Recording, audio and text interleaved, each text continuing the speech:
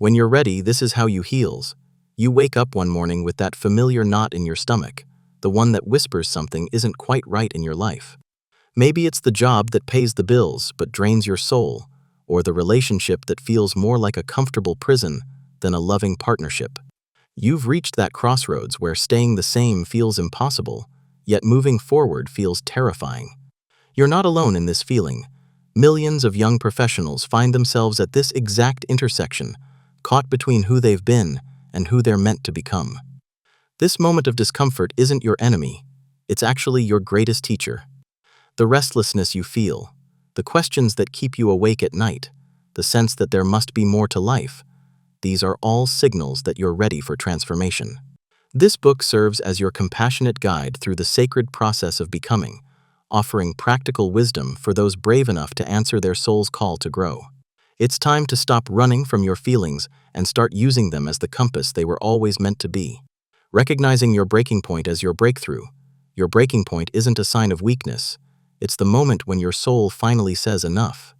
That overwhelming feeling when everything seems to be falling apart is actually life asking you to pay attention to what truly matters. The confusion, the tears, the sleepless nights aren't punishments. They're contractions before the birth of your new self. Consider the story from the book about recognizing that familiar, dull feeling in your gut, the one that tells you something is wrong, even when everything looks right on paper. You have the nice job, the salary, the social media presence that suggests success, yet that ache persists. This isn't your imagination playing tricks on you. It's your inner wisdom trying to communicate that you're living someone else's version of success rather than your own. The key to navigating this breakthrough is learning to sit with your discomfort without immediately trying to fix it or run from it.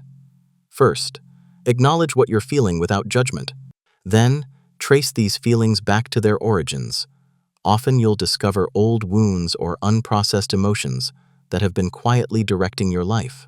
Next, create space for yourself to feel these emotions fully, whether through journaling, crying, or simply sitting in stillness. Finally, begin to see this breaking point as the doorway it actually is, the entrance to a life more aligned with your authentic self. Your breakdown is actually your breakthrough in disguise. Every moment of crisis carries within it the seeds of transformation.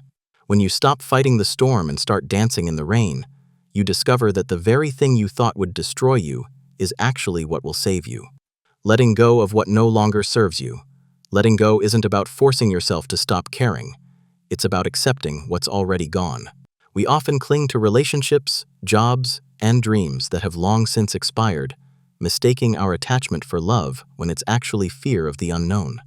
True release comes not from willpower, but from the gentle recognition that holding on to what no longer serves us is keeping us from what's meant for us.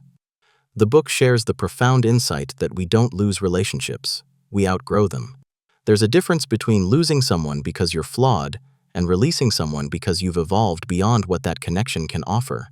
When we understand this distinction, we can approach endings with grace rather than self-blame.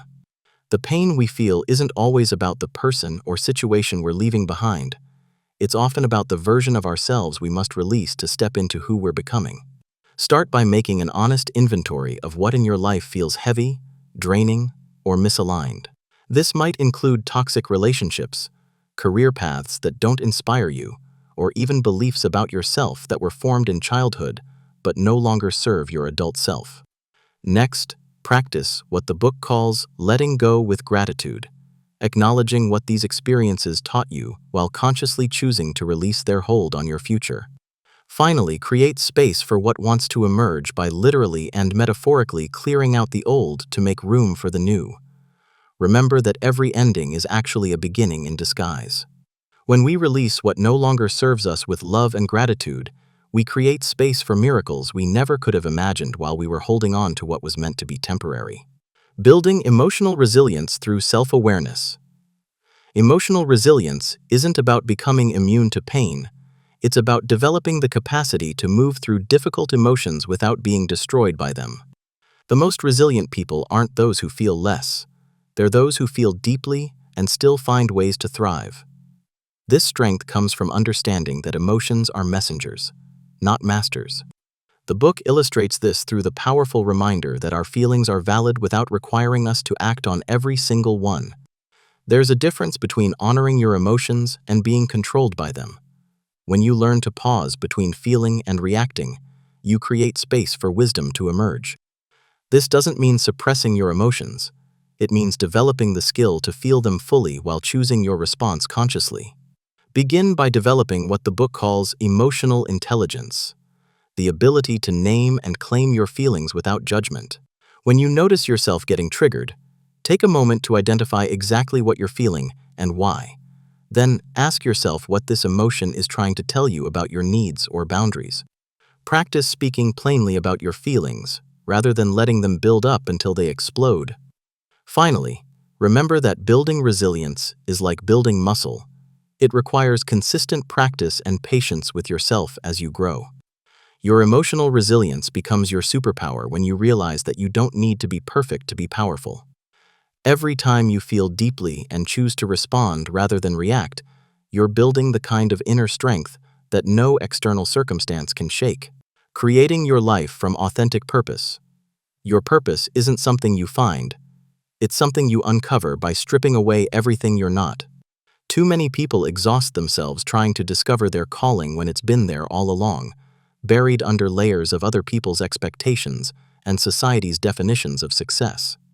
Authentic purpose emerges when you stop trying to be extraordinary and start being genuinely yourself. The book reveals that purpose can be so subtle you might not realize you're already living it. It's not always a grand career or world-changing mission. Sometimes it's the way you make people feel when they're around you, the kindness you extend without thinking, or the problems you naturally solve because they matter to you. Your purpose is often hidden in what comes effortlessly to you, what breaks your heart, and what lights you up even when no one is watching. To connect with your authentic purpose, start by paying attention to what energizes you versus what drains you. Notice the activities that make you lose track of time and the problems you can't help but want to solve. Then consider the intersection of your natural gifts, your deepest values, and the world's needs. Your purpose lives in that sweet spot. Don't worry about monetizing it immediately. Focus first on honoring it in small daily ways. Your purpose isn't about being perfect, it's about being present to what matters most to you. When you align your daily actions with your authentic values and gifts, you stop living someone else's life and start creating the one you were born to live. Starting over with grace and courage? Starting over doesn't require a dramatic life overhaul. Sometimes the most profound transformations happen right where you are. The book emphasizes that you can begin again without changing your zip code, your job, or your relationship status. True transformation happens from the inside out, when you shift how you show up to your existing life rather than escaping to a different one. The story shared in the book about starting over while staying right where you are reveals a powerful truth. Our external circumstances often reflect our internal state. When you do the inner work of healing your relationship with yourself, addressing your patterns, and aligning with your values, your outer world naturally begins to shift. You don't need to run to the ends of the earth to find yourself. You just need to stop running from yourself. Begin by making one small change that honors your authentic self. Maybe it's saying no to commitments that drain you, or yes to activities that energize you. Then, practice what the book calls gentle starting over, approaching each day as a fresh opportunity to align more closely with who you're becoming.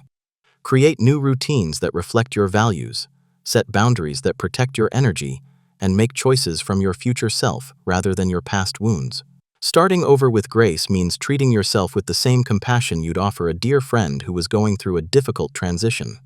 You don't need permission from anyone else to begin again, and you don't need to have all the answers before you take the first step.